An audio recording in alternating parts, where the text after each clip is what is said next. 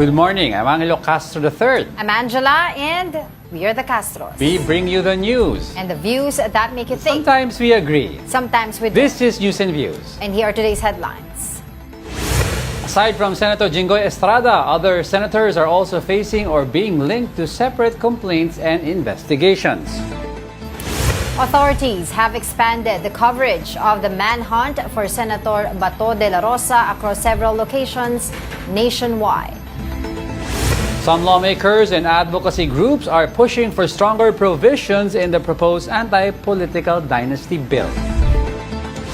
Parents are now buying or busy buying school supplies and other back-to-school essentials ahead of the opening of classes.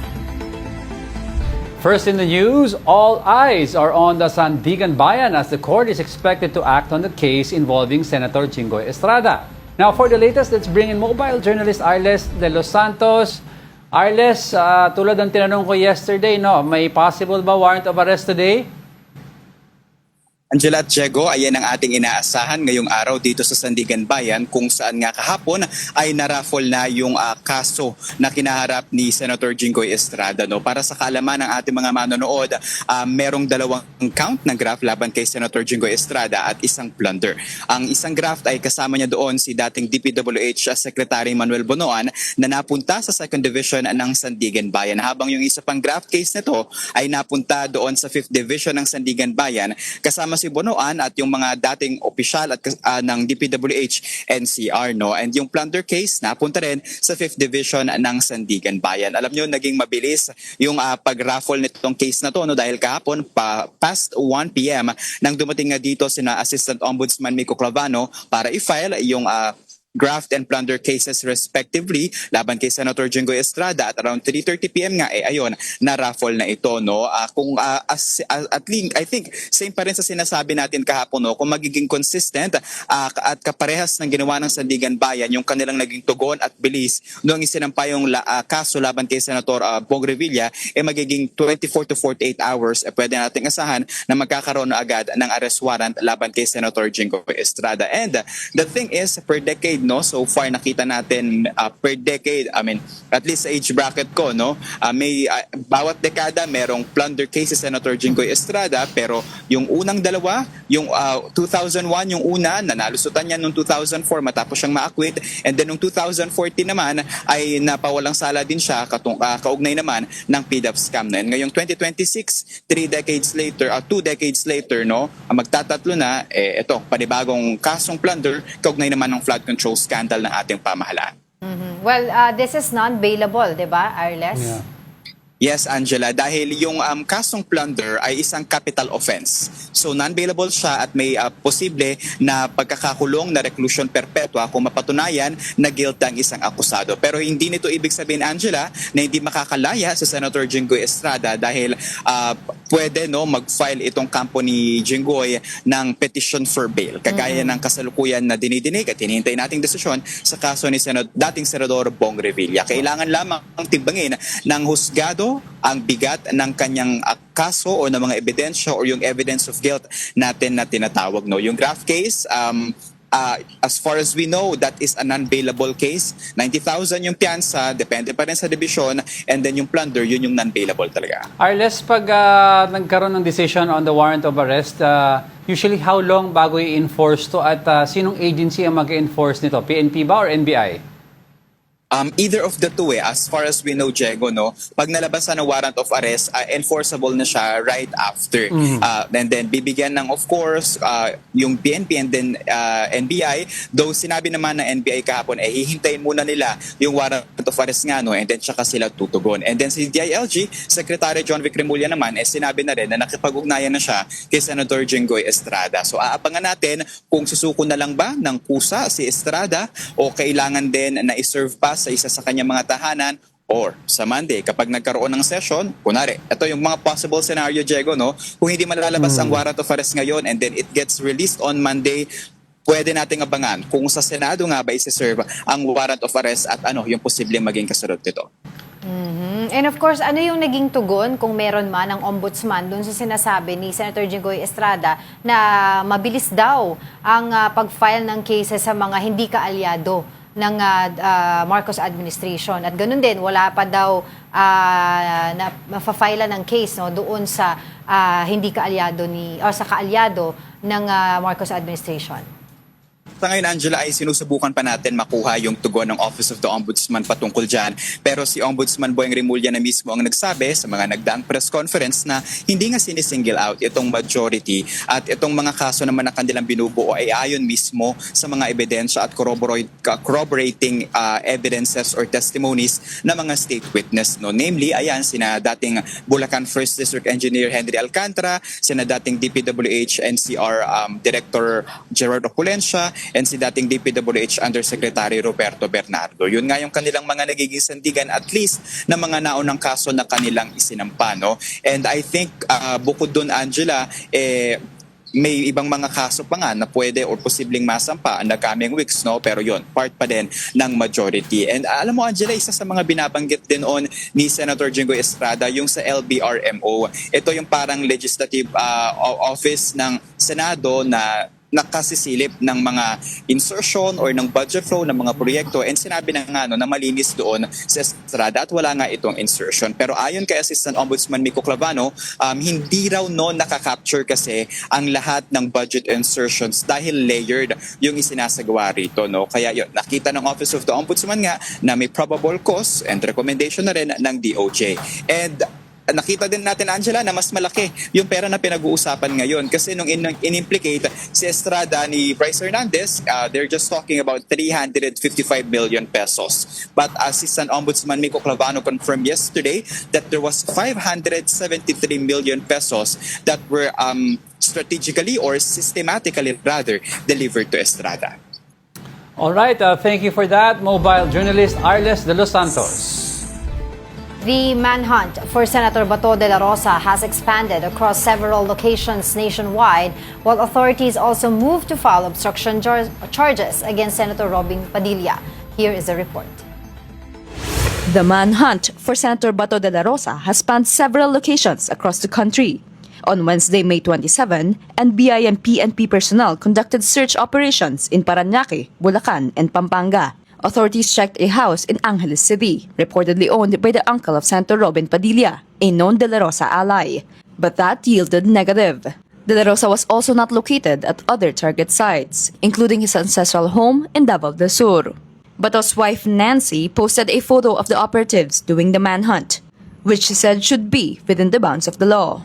PNP said the synchronized operations were carried out lawfully, professionally, and respectful of constitutional rights. Meanwhile, the Criminal Investigation and Detection Group has referred an obstruction of justice complaint to the Department of Justice against Senator Robin Padilla for their alleged role in De La Rosa's escape. By indispensable cooperation, it will not happen without him.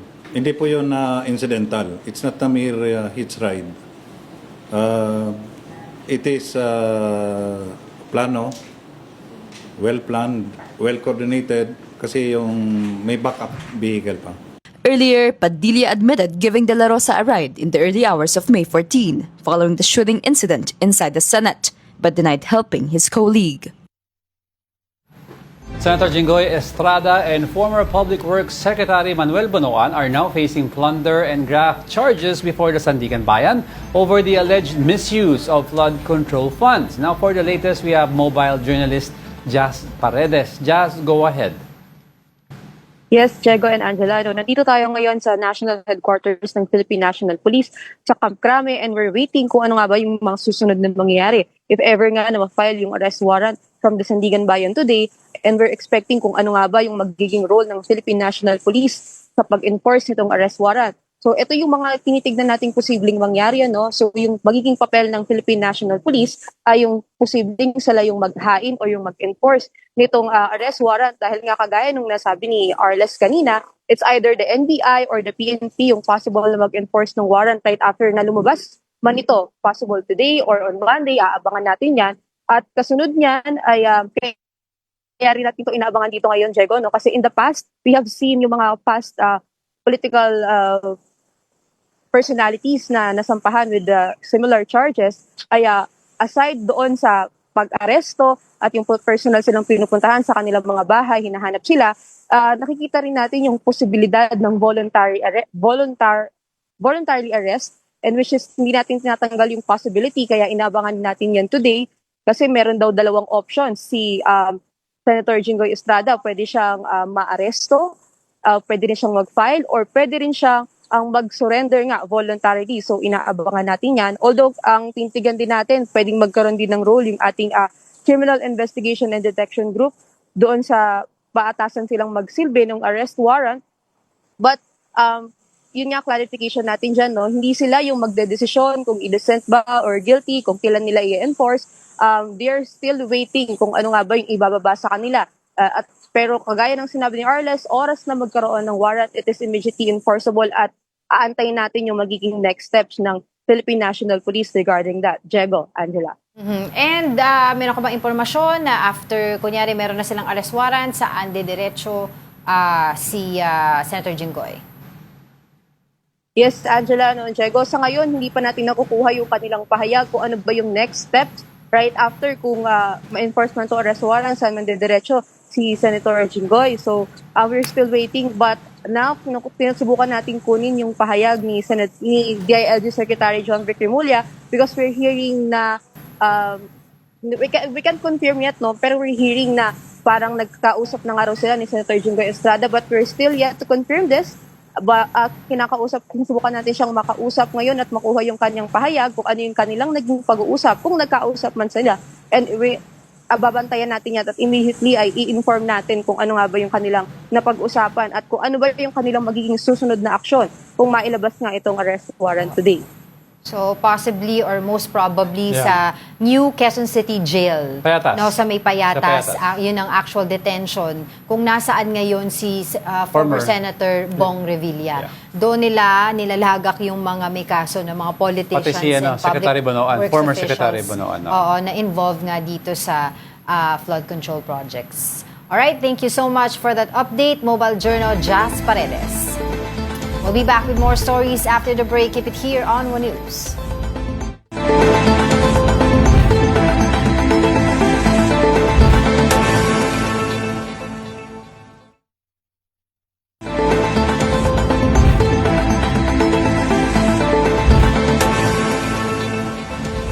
Good morning. You're still watching News and Views here on One News. House lawmakers are warning the Senate against allowing online participation and voting in the impeachment trial of Vice President Sara Duterte. House impeachment trial spokesperson Zia Alonto Adyong says senator judges should be physically present to observe witnesses during the presentation of evidence and cross-examination. House Prosecutor Lordan Suwan also says impeachment is not an ordinary proceeding that can be handled like a Zoom hearing. He says the process demands full presence, full attention, and full accountability. The statements come after a proposal to allow off-site electronic voting triggered a walkout by minority senators. With us now is Attorney Michael Yusinko, Senior Research Fellow at the Ateneo Policy Center. Now, good morning, Attorney. Yeah. Good morning, Diego. Good morning, Angela. Good morning to all your listeners and viewers. All right, Attorney, ang daming pag-uusapan natin today, no? But go Yeah, ahead. I want to know if walking out in the plenary session is a right thing to do on the side of the minority bloc. Alam mo, I don't think it's a right thing or the wrong thing to do. I think that's, kumbaga, hindi na to yung issue dito. Ang issue dito that wala na silang ibang magawa at that particular point. No? At that point, the majority was, well, at least from their eyes, no, from the minority's perspective, the majority was intent on railroading that change, no? Pushing that change using the tyranny of numbers. No? So, from the perspective of the minority, which I can understand, wala na silang ibang option kung hindi yung mag-walk out. That was their last resort. That was their nuclear option. At they took it. At it worked, no? Kasi they were able to stop the railroading of that rule change. So attorney, parang mukhang this was a tactical way of delaying it. Kasi alam naman natin, come Monday, possible na wala na silang numero. If in-enforce yung arrest ni Senator Jingo Estrada today, no? Moving forward, with all these arrests coming in left and right sa Senado, how do you think this will affect the Senate as a whole, in the institution? Tapos pa-approach pa tayo ng impeachment. Well, on the bigger picture, it's really going to diminish an already tarnished institution, you know? So yun yung bigger picture natin dyan, Diego. But on the nitty-gritty of this, syempre, operationally, magkakaroon ng mga pagbabago. For instance, pag mabawasan yung numbers ng majority ngayon, obviously, there's going to be a change, no? Yung minority, yung SB 11, they will eventually become the majority, and of course, they will now control the operations of the Senate. Now, how that bears out doon sa impeachment trial, I think mas magiging mas maayos at mas mawawala ng kulay. No? Kasi kung yung majority ang tumatangan doon sa impeachment trial, yung majority ngayon, sila yung tumatangan doon sa trial, may kulay kasi marami sa kanila nagsabi na hindi sila pabor sa impeachment. Nagsabi na ang boto nila acquittal. So may kulay, di ba? Pero kung yung minority ngayon ay sila ulit ang naging majority at sila yung tumatangan dun sa impeachment proceedings, mawawala yung kulay na yon, and I think yung perception ng marami sa atin ay mas magiging maayos yung daloy nung trial mismo. But Pero I wanna- dugtong ko lang very quickly before I turn you over to Angela, attorney, kasi si Senator Ping Lacson discussed a possible approach to the leadership, no? He was asked kung may plan sila to change the leadership pag nagkaroon ng numero. Parang ang feeling ng current minority is as is because kailangan ng 13 at pag sila naman manipis. So ang mangyayari daw, majority yung may new majority pero the Senate leadership remains in place, and ang role ni Senator SP Cayetano parang presiding officer na lang ang power niya. Although Senate President ka, wala kang control sa Senado. That's very bizarre, no? Parang I don't know how that's going to work in real life, no? Siguro in a classroom discussion, magandang pag-usapan, no? Parang game of the generals ang dating. Pero in actual operations of the Senate, parang you cannot separate yung presiding officer role from the Senate presidency role ng isang tao, right? Kasi kung parehong tao yun, then he has to perform his two jobs or his two duties like he's supposed to do, right? So, I don't know. Hindi ko alam. Baka Senator Lacson is onto something. But, I mean, from my perspective as an outsider, parang napapakamot ulo ko doon. Is that workable? Is that viable? So, I do not know. I do not know kung Let's see. if that's going to work or not. Well, on your argument earlier, you said that itong recent majority ay nagbibigay ng kulay because they are known Duterte allies, and they were known also to oppose the impeachment trial since day first. Now, let's turn it over, no, for the sake of argument, for the sake of fairness, let's turn it over to the other side of the fence, wherein some of the members of the minority bloc are also known Duterte's critics. So, hindi ba may kulay din yun? That's a fair point, no? Fair criticism din yon on them. Kaya lang, ang pinangahawakan ko kasi, at least yung mga kontra Duterte faction sa Senado, I don't believe they've ever come out and say, we will vote conviction agad. Just because kontra kami sa politika sa kanya. Whereas yung allies ni Vice President Duterte, they've openly declared na they will vote acquittal, di ba? Yeah. That they are actually against the impeachment of the Vice President. So, yun yung sinasabi kong kulay. It's not necessarily yung political colors, no? Ang sinasabi kong kulay is yung mga senador na nasa mayorya na ngayon, marami sa kanila or ilan sa kanila, nagsabi na ng kanilang boto kahit wala pa yung trial.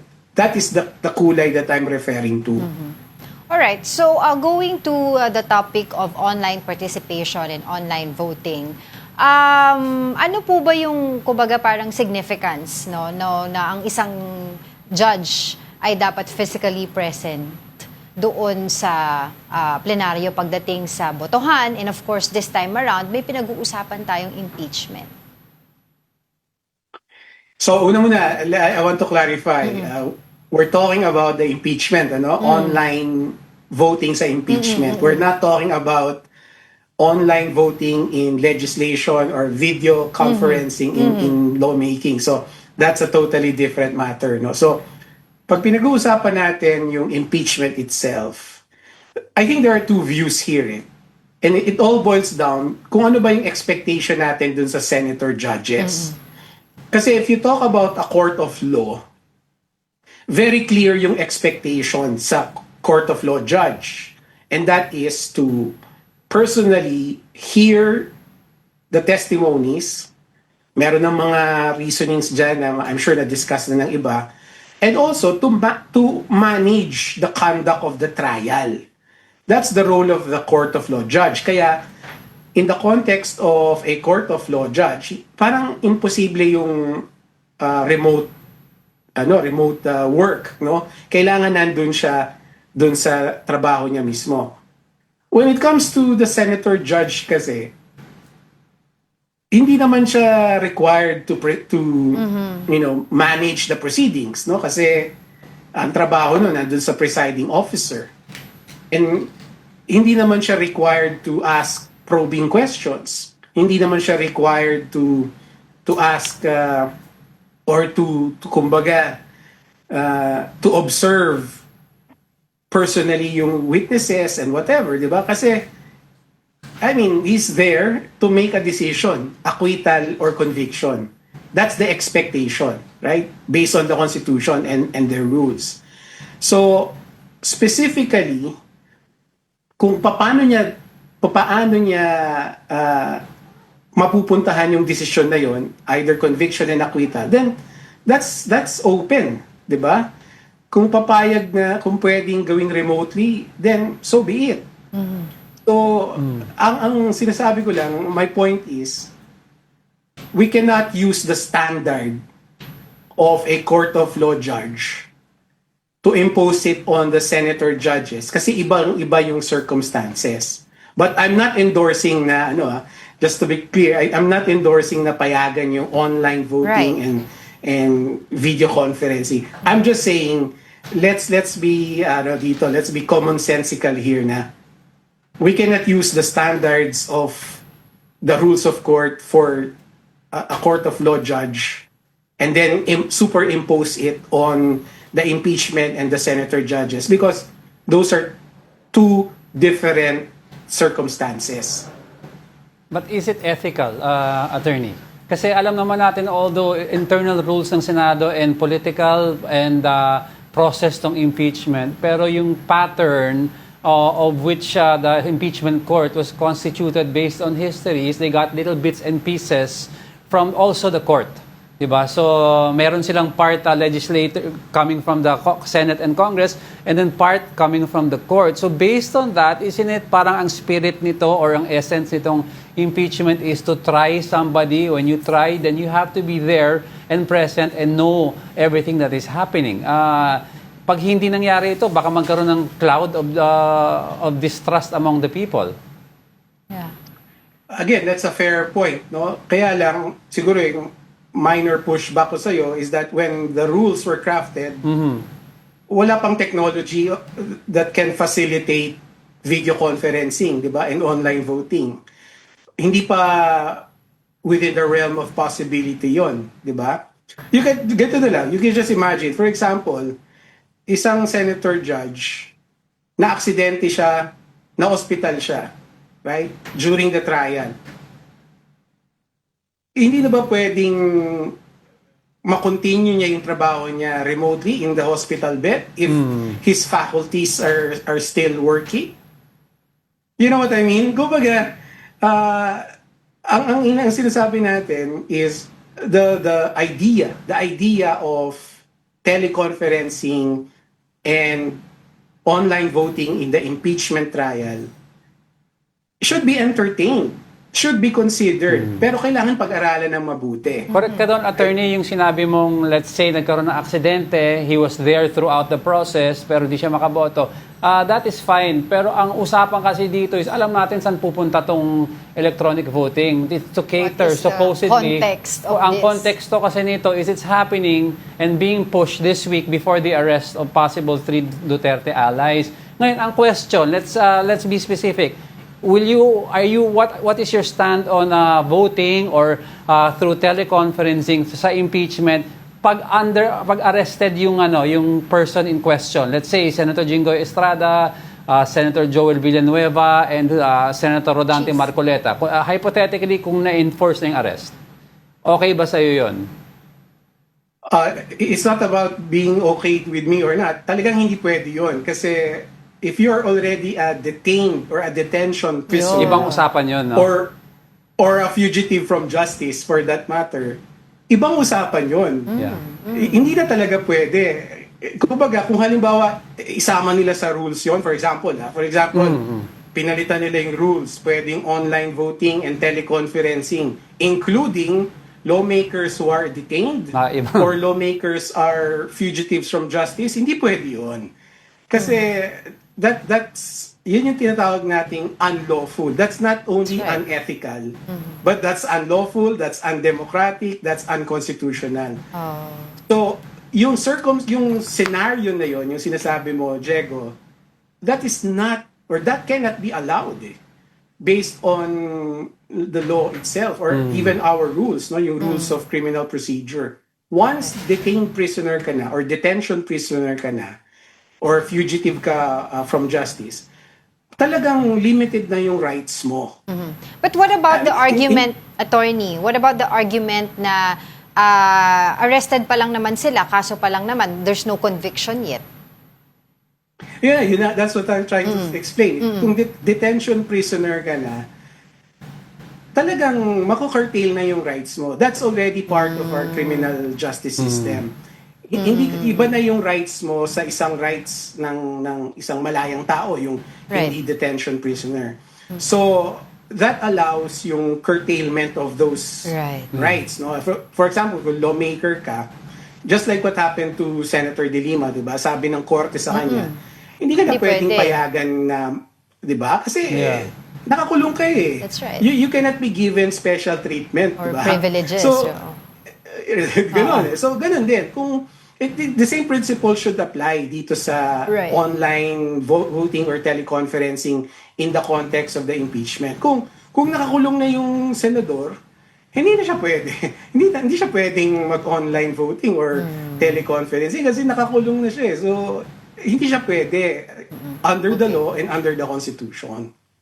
Alright, sige, mag-aabang tayo by Monday kung Let's ano see. yung magiging desisyon pagdedebatihan nila itong online voting and online participation. But with that, thank you muna, Attorney Michael Yusinko, and we'll get back to you for sure dun sa mga paano mag-unfold itong mga events na to. But thank you so much for your time, Attorney Michael Yusinko. Good morning. Maraming salamat. Lawmakers and advocacy groups are pushing for stronger provisions in the proposed anti-political dynasty bill as the House prepares for its third and final reading next week. Mobile Journal Amy Atienza has the report. The anti-political dynasty bill is yet to be approved by the House of Representatives on its third and final reading.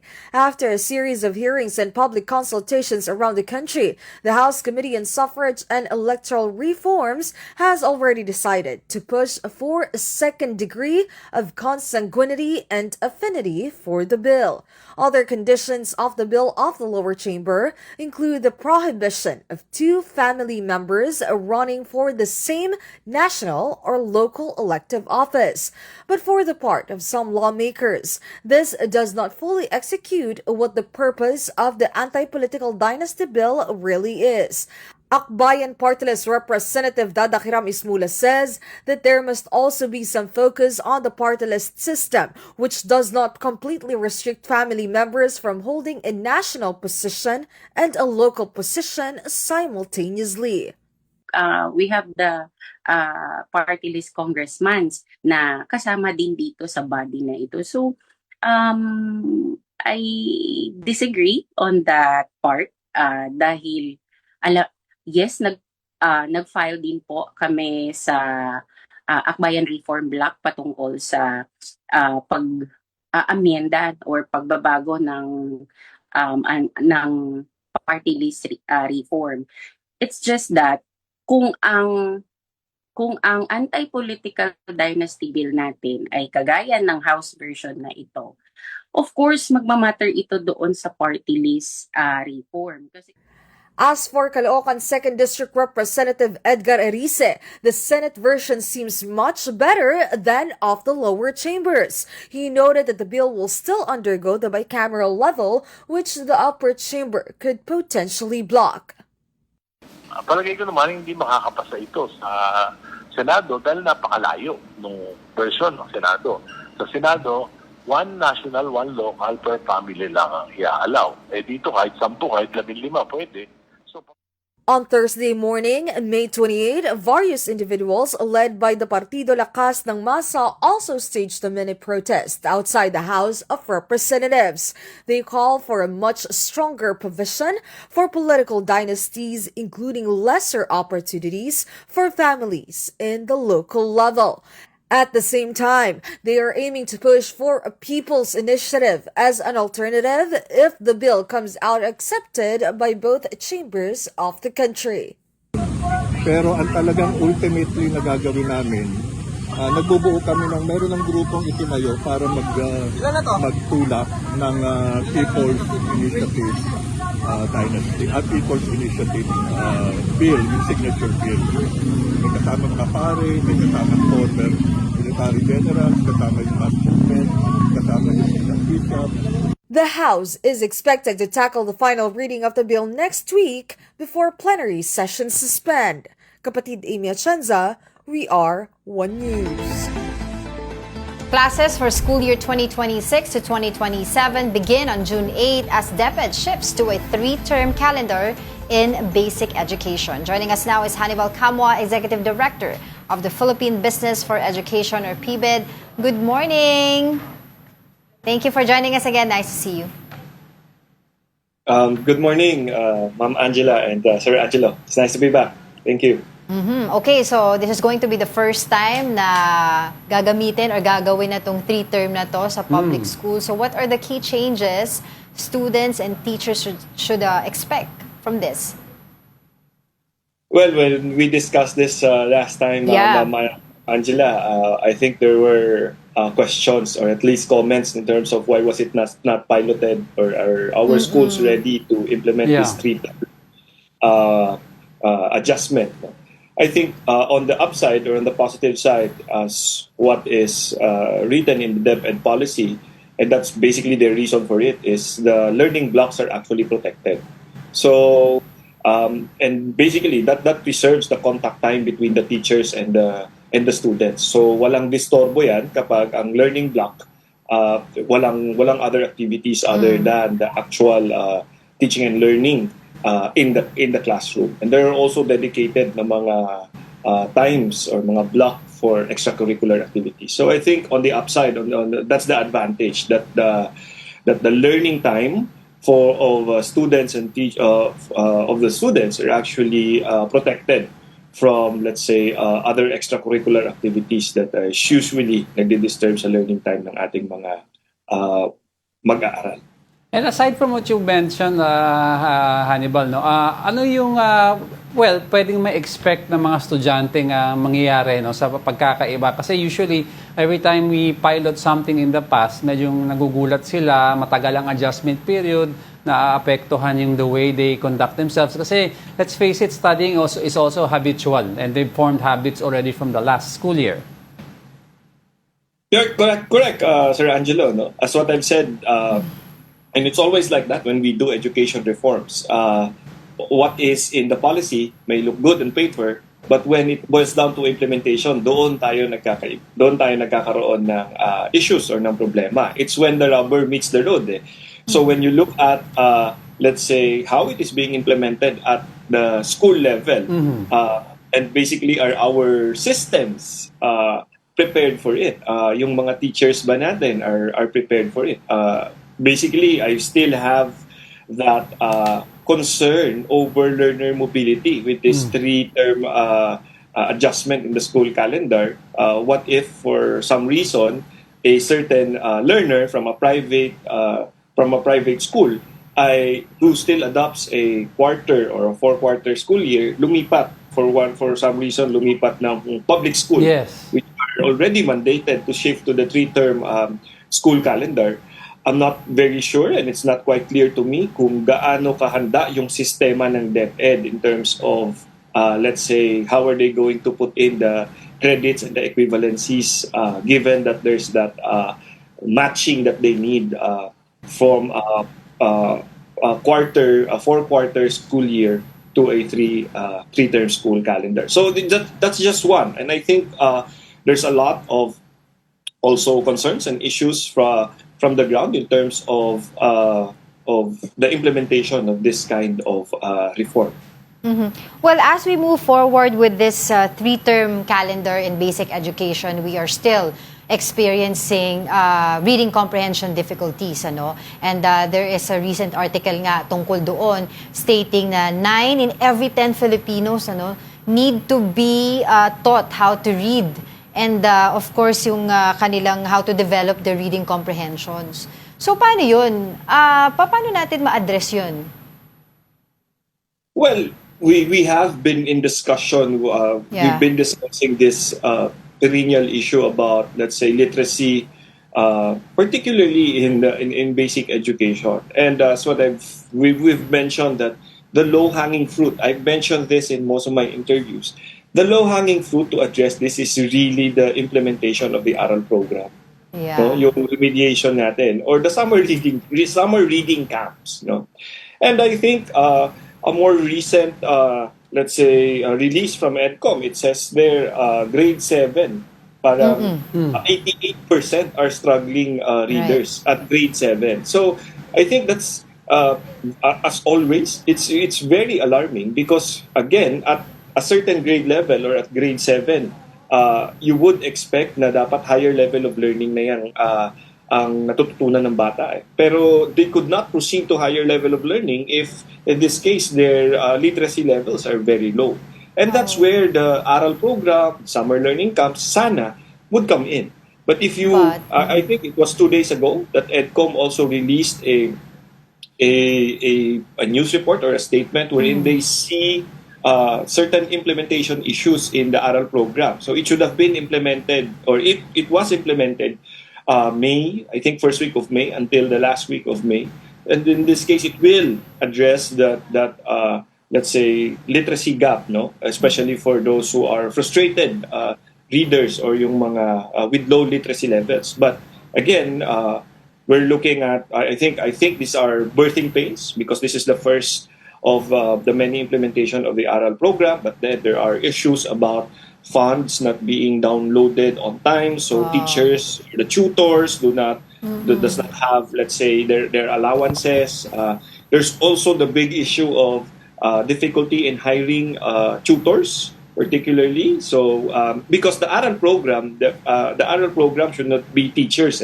Dapat tutors yan. We don't want to put additional burden on the teachers. So basically, dapat mga tutors yan, para teachers, and as what I've said in previous interviews, the low-hanging fruit is, again, those who are studying to become teachers can be tapped for this ARAL program. No? So I think as much as, let's say, we could say that it's implementation issues or birthing pains of a new program, but we need, or at least DepEd needs to really look at efficiencies and how to make sure that these programs are actually implemented well on the ground para we can reap the rewards and the impact of this as soon as possible. Because these things could not wait.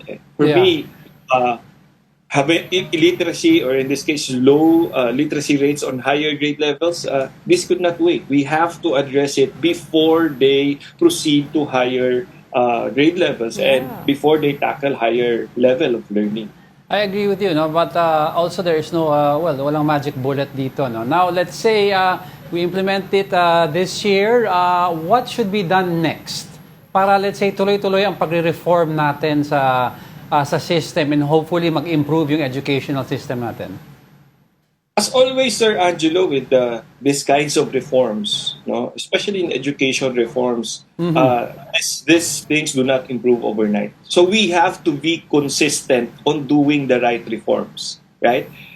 So kailangan hindi pwede na atras abante tayo on our reforms in the education system. So as I mentioned, and I'm very vocal about this, particularly on the K-12, as what I've said, there are let's say, issues in the implementation of K-12. But all those issues do not warrant that we scrap the additional 2 years or the grades 11 and 12 altogether, because there are improvements that are actually ongoing and we still have to see the real impact or the results of that. So that's one.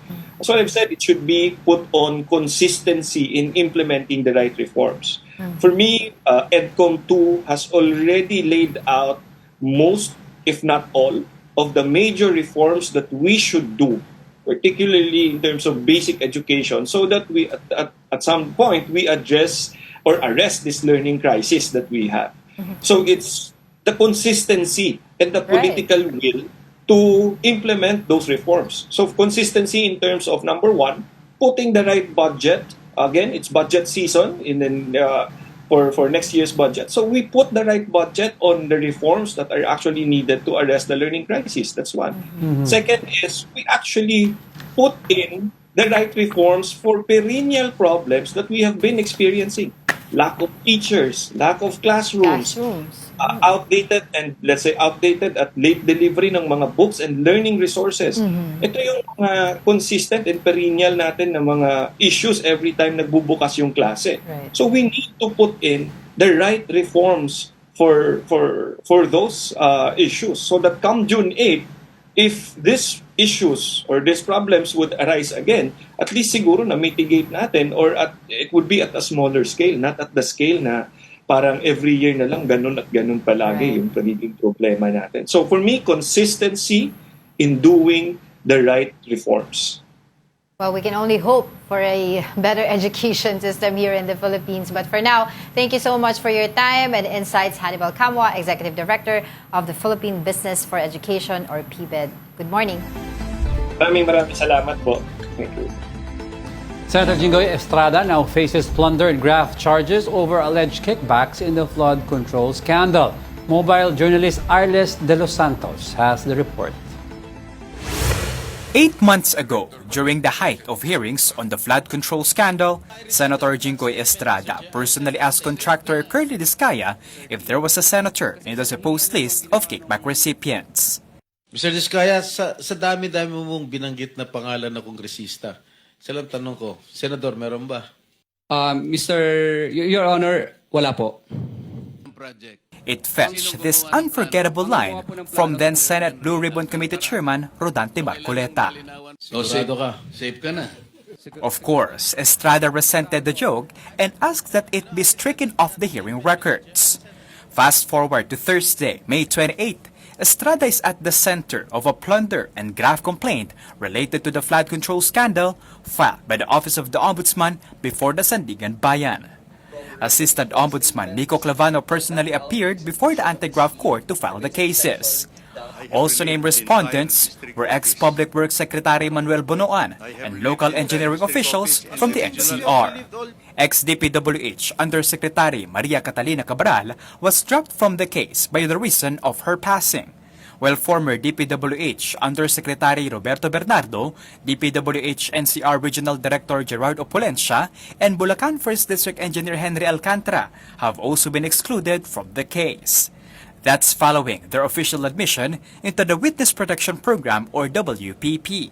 Estrada was dragged into the controversy after former DPWH engineer Bryce Hernandez accused him of receiving kickbacks from flood control projects, which the senator denied.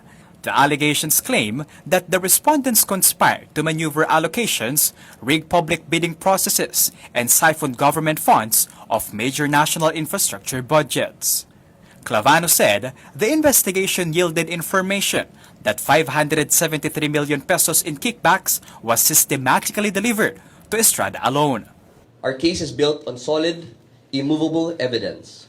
These state witnesses have provided comprehensive, cross-corroborated sworn statements that map out the execution of this scheme from its inception down to the logistics of the illicit payouts. Estrada, Bonoan, and their co-accused are facing detention if the court orders their arrest. Plunder is an unbailable offense, thus state prosecutors have recommended no temporary freedom for Estrada and Bonoan. To preserve the integrity of the proceedings, the Ombudsman has asked the Sandigan Bayan to issue a whole departure order. Recall that as early as February this year, Estrada and Bonoan were already barred from leaving the country. The Justice Department has secured a precautionary whole departure order against them. Estrada and Bonoan have yet to respond to the complaints. But in Tuesday's session, the senator was asked about the looming case against him. Well, if this is the price that I have to pay for standing on my own principles of what I believe in, basta ang alam ko, sabi ng LGMO, wala akong extension, nakatulad ang sinasabi nila, ng first Blue Ribbon Hearing Committee, or yung binulgar ni Bryce Hernandez sa House na meron ako insertion, sa LGMO, wala silang record na ako ay may insertion ko.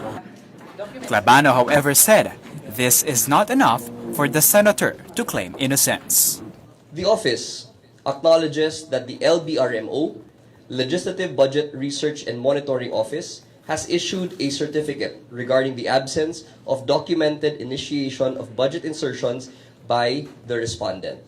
However, this certificate does not capture all stages of the budgetary process, wherein insertions may be made in a layered method. This is the third time Estrada has been slapped with a plunder charge. He first faced the criminal offense in 2001 when he and his father, former President Joseph Estrada, were accused of conspiring to acquire hidden wealth amounting to 4 billion pesos from wetting operations, kickbacks from tobacco, excise taxes, and stock manipulation. The elder Estrada was found guilty while Jinggoy was acquitted for lack of evidence. And then, in 2014, Senator Estrada was charged with plunder and graft over pork barrel scam. He was acquitted, though, of plunder in 2024, but his graft cases are still pending. Aside from Estrada, Ombudsman Boying Remulla has also announced that charges will soon be filed against Senator Joel Villanueva, also over the flood control scandal. The Ombudsman is also currently investigating former Senate President Chis Escudero. Senator Rodate Marcoleta, meanwhile, has been slapped with his own plunder and indirect bribery complaints for allegedly receiving 75 million pesos in cash gifts during the campaign season. The Ombudsman is determined to pursue all cases still pending. We have one shot to get these cases right. The Filipino people need to see justice. This office is here to make sure we deliver just that. Kapatid Arles de los Santos, we are One News. Don't go away because we're not done yet. Stay with us.